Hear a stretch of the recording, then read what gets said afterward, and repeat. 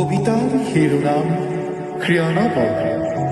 কবি আৰু আবৃত্তিকাৰ দীপজ্যোতি।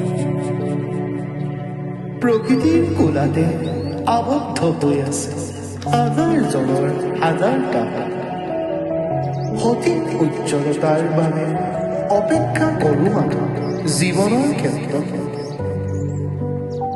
মনত হেঁপাহ আৰু চিন্তাবোৰ লৈ নিয়োজিত কৰোঁ ক্ষীণপনা পথাৰখন। পাওঁ বা নাপাওঁ সফলতাৰ পোহৰৰ জ্যোতি, তথাপিও লাগি থাকে বিদ্যুতৰ জগত। প্ৰতিটো ক্ষণে ক্ষণে পাওঁ বিদ্যুতৰ জিলিঙনিৰ চানেকিৰ সোৱাদ। ধনাত্মক ঋণাত্মক আধাৰৰ মাজতে পাওঁ হেঁপাহৰ আমেজ।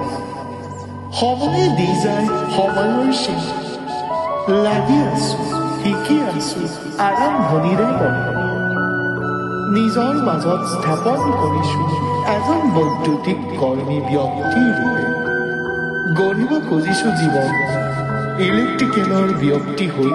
ভয়ক কৰিছো নশ্যা single phase, double phase, Ohm's law, series parallel, এইবোৰৰ মাজতে পাইছো কৰ্মৰ ইতিবৃত্তি। দেহৰ হীৰাই হীৰাই প্ৰৱাহিত হয় ৰক্তৰ চেক। দেখা পাওঁ বিদ্যুতৰ ফিৰিঙতে চকুৰ পলকতে।